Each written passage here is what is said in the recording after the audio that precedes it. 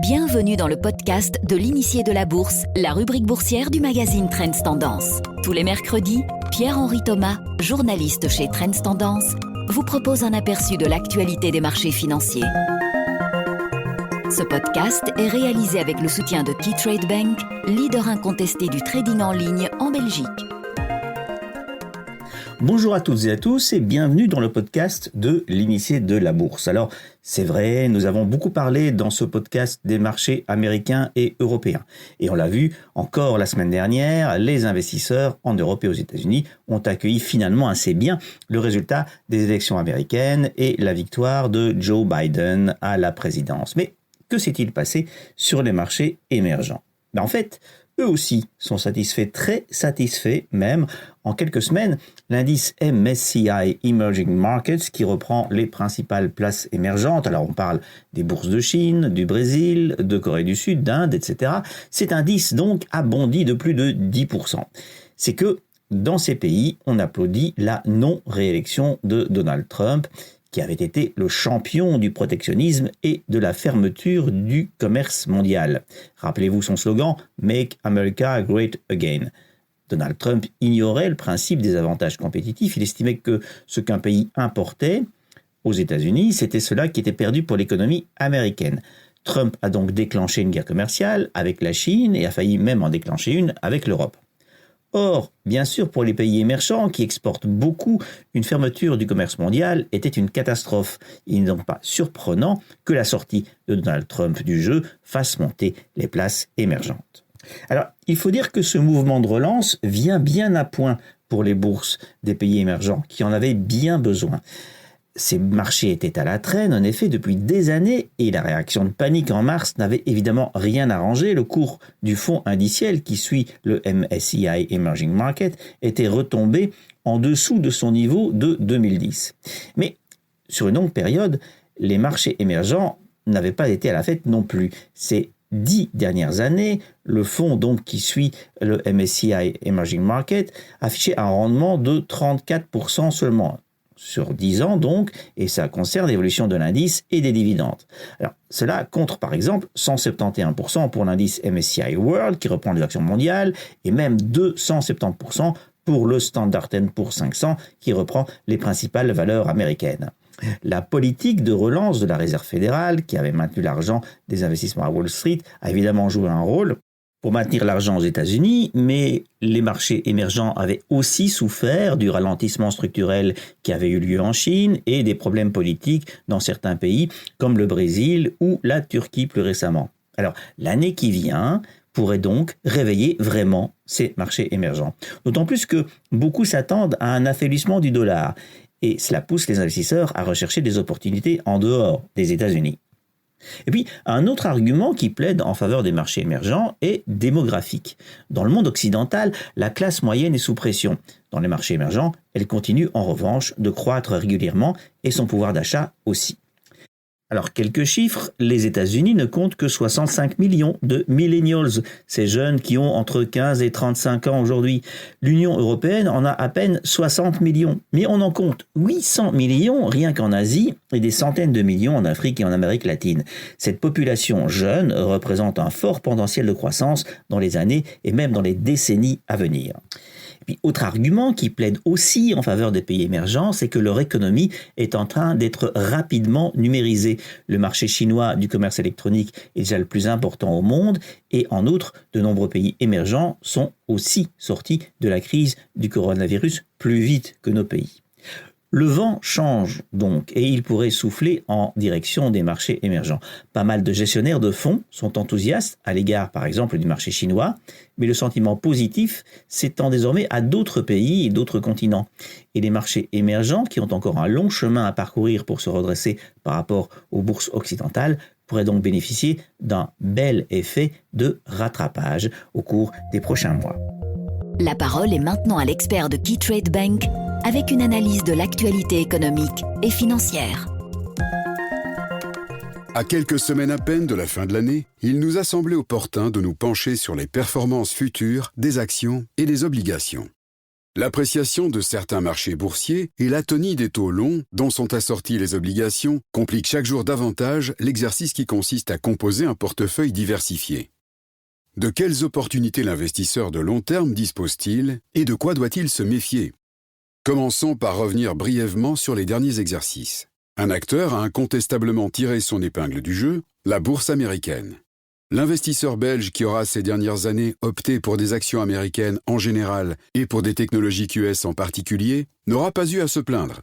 À cela s'ajoutent les appréciables rendements obligataires. On a souvent entendu dire qu'il était dangereux d'investir en obligations parce que les taux longs allaient immanquablement remonter. Mais une fois de plus, les pronostics se sont révélés faux. Les taux de nombreux pays occidentaux industrialisés ont même plongé dans le rouge, faisant remonter les cours des obligations. Compte tenu de tout cela, les portefeuilles investis à 60% en actions et à 40% en obligations auront enregistré des résultats satisfaisants ces dernières années. En revanche, l'investisseur qui aura essentiellement opté pour des actions des marchés émergents en aura été pour ses frais au cours des 5 à 10 ans qui viennent de s'écouler.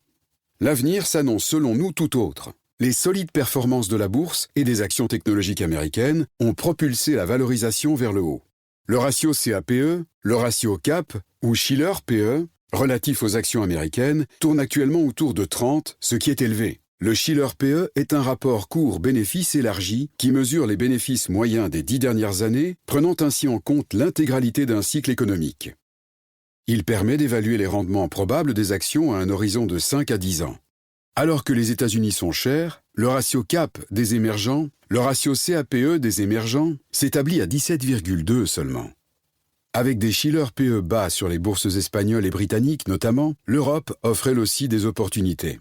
Ces chiffres incitent de nombreux gestionnaires de patrimoine à pronostiquer pour les 5 années qui viennent des rendements de 6,25% en moyenne pour les actions occidentales et de 8,25% pour celles des marchés émergents. Il est en d'autres termes temps, pour les portefeuilles diversifiés, de diminuer légèrement leur exposition aux actions américaines au profit de celles des régions émergentes et du Royaume-Uni. Il en va de même pour les obligations. Pour se faire une idée de ce que pourra rapporter une obligation, il suffit d'en examiner le taux.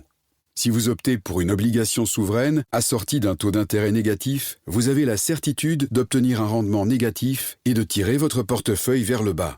Ici également, les taux suggèrent de se tourner vers les pays émergents. Il est par exemple possible d'opter pour des trackers qui investissent dans les obligations de ces régions.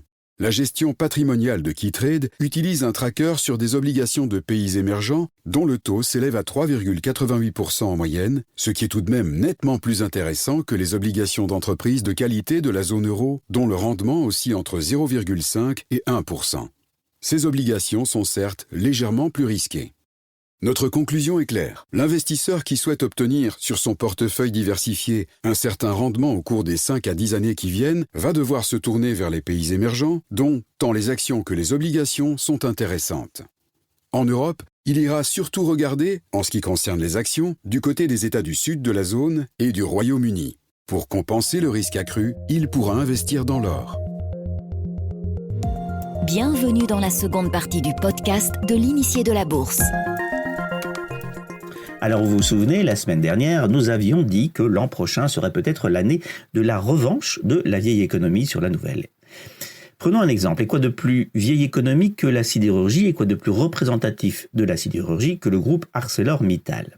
Sur 12 mois, l'action ArcelorMittal n'a pratiquement pas bougé. Mais pendant cette période de 12 mois, si vous regardez l'évolution du titre, elle est impressionnante. L'action était tombée en dessous de 6 € en mars dernier. Elle est revenue à plus de 15 € aujourd'hui, ce qui est grosso modo son niveau de fin 2019. La hausse s'est même accélérée ces dernières semaines. C'est évidemment la conséquence des nouvelles rassurantes concernant l'efficacité des vaccins contre le Covid qui devraient être distribués ces prochains mois. Ça encourage les investisseurs à envisager une large reprise économique en 2021 pour laquelle Arcelor est bien positionné car, et c'est l'autre élément positif, le groupe a nettoyé son bilan et réduit sa base de coûts. Ce nettoyage de bilan n'a évidemment pas été sans mal, mais après des années de travail et grâce à 2 solides augmentations de capital, le plus grand producteur du monde d'acier a réussi à réduire sa dette nette pour atteindre son objectif de 7 milliards de dollars, alors que cette dette dépassait encore les 10 milliards il y a 2 ans. Cet effort était nécessaire pour 2 choses. D'abord, pour maintenir une notation de crédit de qualité et donc pouvoir se financer relativement bon marché.